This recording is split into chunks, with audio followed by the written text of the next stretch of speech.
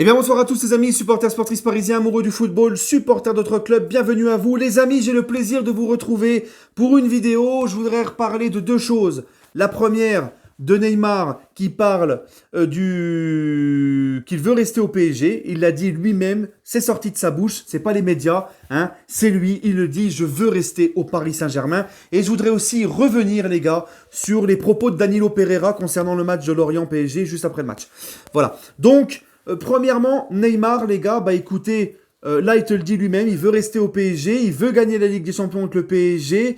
Donc, j'ai envie de te dire, comme je vous l'ai dit il y a quelques jours, la prolongation de Neymar, pour moi, elle va se faire, il n'y a aucun doute. C'est quand même un joueur, Neymar, qui... ça prend du temps parce que c'est un mec, c'est plus qu'un joueur de foot, Neymar. C'est une marque aussi, tu vois. Ça va au-delà du rectangle vert. Il est suivi par beaucoup de sponsors, il y a beaucoup de contrats. Donc, ça ne se fait pas en 2-3 mois. Ça met longtemps à négocier, mais ça va se faire, il n'y a plus de doute. Neymar, déjà, il sait que personne ne lui donnera ce qu'il a à Paris. Et Neymar, on le trouve plus investi au PSG, plus heureux, plus épanoui. Il n'y a qu'à voir son attitude, comment il défend le club sur les réseaux sociaux, comment tu vois, il embrasse le fanion et tout, des choses, des petits détails que tu voyais pas avant. On voit vraiment que là, il est investi et enfin, il se sent comme dans son club, là, tu vois. On sent que voilà, il est vraiment investi dans le projet. Et Neymar, ben les gars, j'ai envie de te dire, moi, c'est un grand oui pour sa prolongation. Parce que, comme je vous l'ai dit, on le sent concerné, on le sent investi. Le mec n'a plus de problème de comportement, c'est-à-dire qu'on voit plus les retards, des retours à l'entraînement tardif. On ne le voit plus... on ne le voit plus, Neymar, partir en vacances avant les autres, comme c'était le cas en 2019, fin de saison 2019, où il part 2 jours avant les autres, sans l'accord de son coach. Hein, il n'y a plus tout ça. Donc, et puis Neymar, en général, quand il rentre pas, bien sûr, dans ses travers de je veux régler mes comptes, est humilié avec des dribbles, et je sors du match, et je fous le collectif en l'air parce que je pense plus qu'à dribbler pour régler mes comptes qu'à jouer simple. Mais en général, quand Neymar il joue simple, quand Neymar il est impliqué, il joue simple, c'est un joueur exceptionnel, tu vois. Et Neymar, contrairement au crack Kylian Mbappé, hein, Neymar, c'est un vrai leader sur le terrain. C'est pas comme Mbappé qui lui a besoin des autres pour briller, a besoin en fait que les autres soient bien pour être bien. Mbappé, quand les joueurs sont mal, il est mal. Quand les joueurs sont bien, il est bien. Neymar, si l'équipe est mal, il va quand même, tu vois, te faire prendre des choses. Il va prendre ses responsabilités et prendre des choses avec.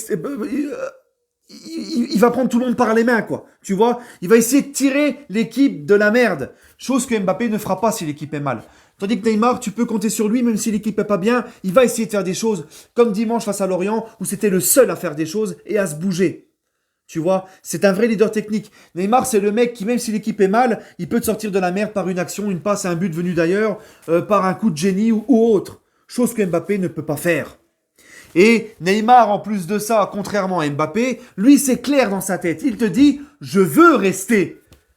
Chose que l'autre, ça fait 1 an qu'il est en train de réfléchir s'il veut rester ou pas.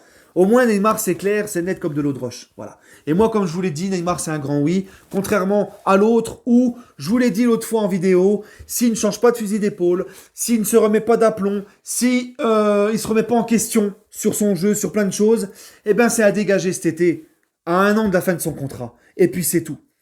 Parce que le Mbappé, encore une fois, je vais y revenir, mais le Mbappé d'hier, là, face à Lorient, et le Mbappé en général qu'on voit depuis le début de la saison, même s'il y a eu du mieux contre Montpellier, où tu avais l'impression que ça y est, il avait compris, et ben tu vois, il est retombé contre ses travers à Lorient. Moi, je te dis, si le Mbappé, là, il lui reste la dernière ligne droite, là, jusqu'au mois de juin. Moi, je suis les dirigeants, je lui dis, il te reste jusqu'au mois de juin. Là. Si tu te remets bien la tête sur les épaules, si tu te remets bien en question sur ton jeu, sur plein de choses, on prolonge, sinon tu dégages. Voilà. Parce que moi, Mbappé, de ce que j'ai vu hier contre Lorient, je peux te garantir que ça me donne pas trop envie de le voir prolonger, tu vois. Mais bon. Mais Neymar, c'est un grand oui, pour tout ce que j'ai évoqué. Voilà. Bref. Maintenant, la déclaration de Danilo Pereira, qui te dit, nous n'avons pas pris Lorient au sérieux. Moi, tu vois, cette parole-là, si encore on était leader avec 10-12 points d'avance minimum, comme c'est souvent le cas en Ligue des Champions à ce moment de la saison, je te dirais, ok, pourquoi pas, allez les mecs, ils ont un petit relâchement, ils lèvent un peu le pied, Bon, ça peut se comprendre, ça arrive.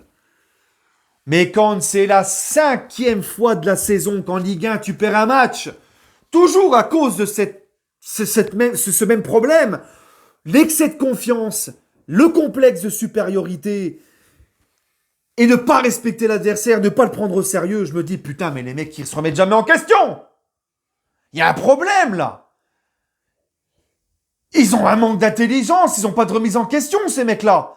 Et c'est là que je vous dis que le Pochettino ne pourra pas tout faire et tout changer en quelques mois, en quelques semaines. Mais ça sera un des travaux de Pochettino, ça. Faire changer les mentalités, là.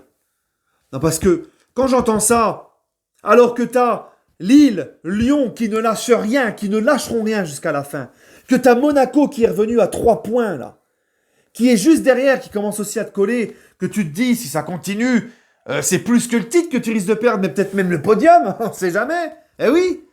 Et je me dis, ils vont se réveiller quand? Ils vont prendre les adversaires au sérieux quand? Surtout quand t'as un match qui arrive très vite contre le Barça, là.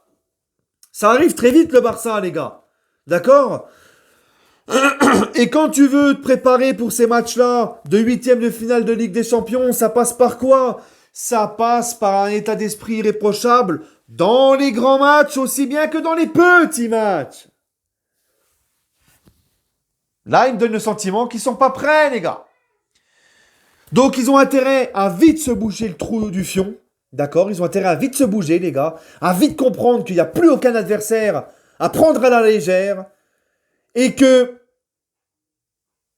il y a aussi la Ligue 1 à ne pas bâcler, à ne pas bafouer. Il y a un titre à aller chercher. Et qu'il y a des adversaires qui ne te feront aucun cadeau. Donc, il va falloir que les mecs ils comprennent ça au bout d'un moment. Parce que là, c'est quand même la 5e fois en Ligue 1 qu'on perd à cause du même problème.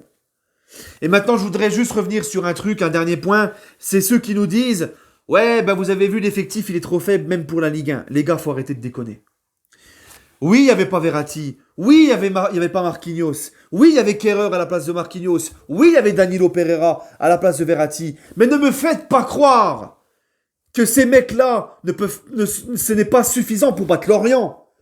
Parce que si tu fais le 11 titulaire hier du PSG face au 11 titulaire de Lorient, je suis désolé, Marquinhos ou Verratti, qui ne sont pas là, ou avec Kehrer et Danilo à leur place, si les joueurs auraient pris ce match au sérieux, si les joueurs auraient été concernés, n'auraient pas pris Lorient à la légère, avec ou sans Marquinhos et Verratti, avec ou sans eux, je suis désolé, tu le gagnais ce match. Hein? Tu le gagnais. L'excuse de dire il n'y avait pas Verratti, Marquinhos et c'était Kehrer, Danilo à la place, ça je veux bien l'entendre quand tu joues contre le Barça par exemple, contre une grosse équipe, mais contre Lorient, c'est pas une question d'effectif hier les gars, c'est une question d'état d'esprit.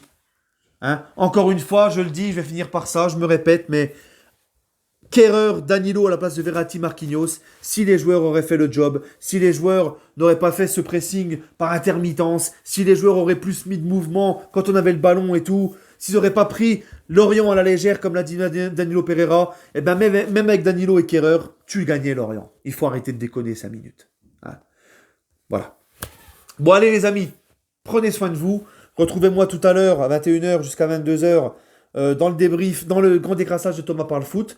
On parlera notamment, on suivra les dernières heures du mercato, même si moi je n'ai pas d'infos, mais c'est un ressenti. Il ne se passera rien à Paris. Il n'y aura pas d'arrivée les gars. Allez, prenez soin de vous et allez Paris.